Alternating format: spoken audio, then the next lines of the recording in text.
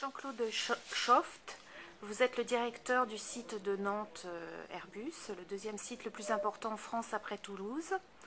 C'est donc à Nantes que les premiers éléments de l'A350 sont fabriqués. Êtes-vous dans les clous par rapport au calendrier qui prévoit la première livraison de ce nouvel avion en 2013? Oui, pour une première livraison donc, de l'A350 mi-2013, nous avons deux éléments essentiels à livrer à l'usine de Saint-Nazaire, Airbus de Saint-Nazaire. La première, c'est le caisson central de voilure qui sera livré premier trimestre 2011 à Saint-Nazaire et qui le livrera troisième trimestre 2011, donc en chaîne d'assemblage à Toulouse. Le deuxième élément, c'est la poutre ventrale qui sera aussi livrée au même moment parce qu'intégrée au même poste à Saint-Nazaire. Donc aujourd'hui, nous sommes dans les coûts du programme pour assurer notre en service mi-2013. Que représente l'A350 en termes d'investissement pour le site de Nantes?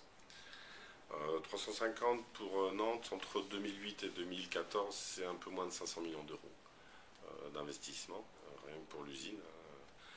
Un peu moins de 100 millions d'euros, 90 à 100 millions d'euros pour les bâtiments, le reste étant investi sur tous les moyens, les outillages, les machines et tout le développement des procédés de fabrication, notamment toutes les nouvelles technologies qu'on va inclure. L'A350 est le premier appareil issu de la nouvelle organisation Airbus. Quelle est la contribution du site de Nantes au plan de réorganisation industrielle et d'économie Power8 Plus dans un deuxième temps? Alors pour Power8, c'est plusieurs modules, 8 minimum. J'en prendrai quelques exemples. Après, donc 350, vous l'avez dit, c'est l'avion de la nouvelle société intégrée. Donc la contribution de Nantes, elle est, comme toutes les usines, d'avoir envoyé des effectifs, des salariés sur ce qu'on appelle des plateaux, pour partager, travailler et harmoniser, intégrer nos façons de travailler avec l'ensemble de l'Europe.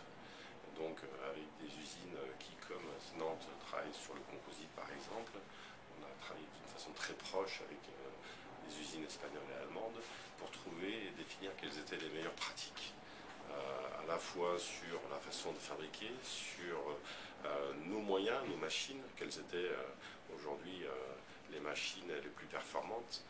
Et donc le 350 a bénéficié de cette façon de travailler. Et par exemple, les moyens, les machines que l'on a investis ont été faits sur l'ensemble de l'Europe. On n'a plus des moyens propres à chaque usine, on a les mêmes moyens intégrés, harmonisés, et qui nous amènent des meilleures façons de travailler. Donc il y a eu une remise à plat de toutes les façons de travailler du passé. Une remise à plat de façon de travailler du passé, des centres de décision qui ont bougé automatiquement. Si on travaille ensemble, si on définit ensemble les meilleures façons, on ne peut plus décider que localement. C'est donc le global qu'on regarde de façon à ce que ces décisions-là conviennent et servent l'ensemble du système.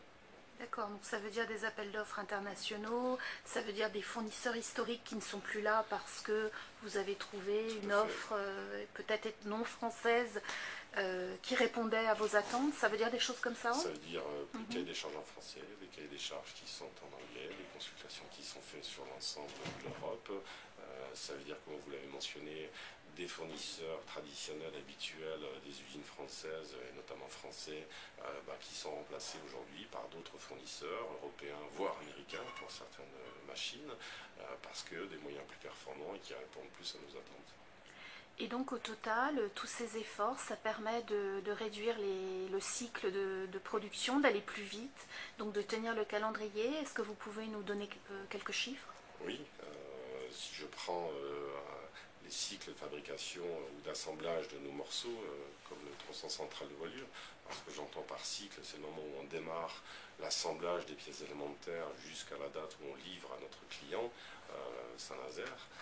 C'est par exemple entre un 380 et un 350, 30% de réduction du cycle d'assemblage.